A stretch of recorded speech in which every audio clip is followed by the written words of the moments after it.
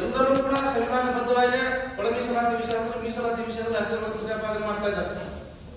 ಕೇವಲ ನಯನ ಮೋಟಮ್ಮ ಮತ್ತು ಬಸವಗೌಡ ಇದು ಯಾರು ನರೇಂದ್ರ ಸ್ವಾಮಿ ಅಲ್ಲ, ಬಸವಗೌಡ ಪಾಟೀಲ್ ಹೇಳಿಕೆ ಅತ್ಯಂತ ಸೂಕ್ತವಾದದ್ದು.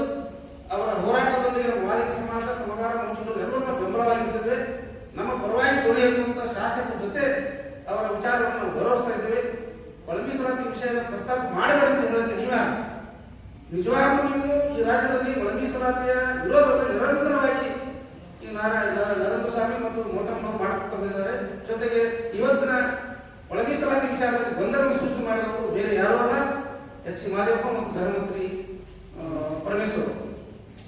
ಸಿದ್ದರಾಮಯ್ಯ ಆಗಬೇಕಾಗಿದೆ ತನ್ನ ಮುಖ್ಯಮಂತ್ರಿ ಬಚಾವಾದ ಸಲುವಾಗಿ ಮುಖ್ಯಮಂತ್ರಿ ಸ್ಥಾನ ತೊಂದರೆ ಆಗುವ ಕಾರಣಕ್ಕೆ 101 ಜಾತಿಗಳು ರಾಜ್ಯ ಸೃಷ್ಟಿ ಮಾಡ್ಕೊಂಡು ಹೊರಟ. ಹಾಗಾಗಿ ಇವತ್ತು ನಾಗಮೋಹನ್ ದಾಸ್ ಕಮಿಷನ್ ನೇಮಕ ಮಾಡಿದ್ರು. ನಾಗಮೋಹನ್ ದಾಸ್ ಕಮಿಷನ್ ಏನು ಹೇಳ್ತೈತಿ ಎಂಪರಿಕಲ್ ಡಾಟಾ ಅಂತ. ಹಾಗಾದ್ರೆ ಎಂಪರಿಕಲ್ ಡಾಟಾ ಇರೋದು ನಿಗಮವನ್ನು ಯಾಕೆ ನೇಮಕ ಮಾಡಿದ್ರಿ? ಗೋವಿಂದ ನಿಗಮವನ್ನು ರದ್ದು ಮಾಡಿ, ಆದಿರಾಮಣ್ಣ ರದ್ದು ಮಾಡಿ, ಅಂಬೇಡ್ಕರ್ ನಿಗಮ ರದ್ದು ಮಾಡಿ, ಎಂಪರಿಕಲ್ ಡಾಟಾದ ಮೇಲೆ ಆಗಿದ್ರಿ ನಿಗಮಗಳು. ಎಷ್ಟು ಜಾತಿಗಳು, ಎಷ್ಟು ಶೈಕ್ಷಣಿಕವಾಗಿ ಹಿಂದುಳಿದವು, ಎಷ್ಟು ಆರ್ಥಿಕವಾಗಿ ತೊಂದರೆ, ಅದಕ್ಕೋಸ್ಕರ ನಿಗಮ ಮಾಡಿರ್ತಾರೆ.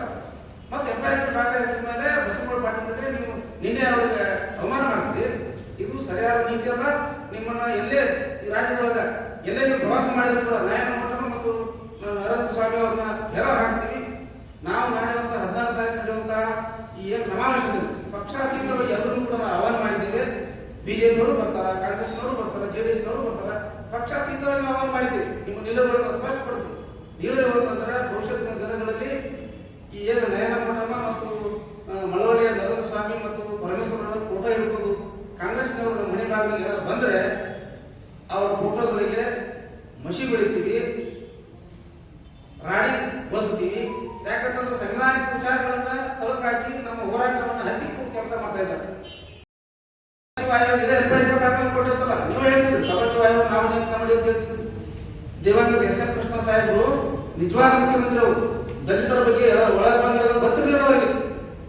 ಮುಂದಿನ ಉಪಚುನಾವಣೆಯಲ್ಲಿ ಒಳಗೊಂಡಿರೋರಿಗೆ ಗೊತ್ತಾದ ಮೇಲೆ ಆಯೋಗ ನೇಮಕ ಮಾಡ್ತಾರೆ. ಆ ಹೆಸರು 30 ವರ್ಷ ನೀವೇನು ಹೇಳ್ತೀರಿ, ನಾವು ಆಯೋಗ ನೇಮಕ ಮಾಡಿವಿ, ನಾವು ಆಯೋಗ ನೇಮಕ ಮಾಡಿರ್ತೀವಿ. ಮಾಧುಸ್ವಾಮಿ ರಿಪೋರ್ಟ್ ಎಷ್ಟೊಂದು ಮಹತ್ವ ಇದೆ. ಲಿಂಗಾಯತರು ಕೂಡ ಶಿಫಾರಸು ಮಾಡ್ತಾರೆ, ಒಕ್ಕಲಿಗರು ಶಿಫಾರಸು ಮಾಡ್ತಾರೆ, SC ಶಿಫಾರಸು ಮಾಡ್ತಾರೆ. ಆ ಎಂಪೈರ್ ಡಾಟಾ ಐತಲ್ಲ. ಮತ್ತೇನು ಎಂಪೈರ್ ಡಾಟಾ ಬಗ್ಗೆ ಬಸವಗೌಡ ಪಾಟೀಲ್ ಅವಮಾನ ಮಾಡಿದ್ರು ನೀವು ಕಾಂಗ್ರೆಸ್ನವರು.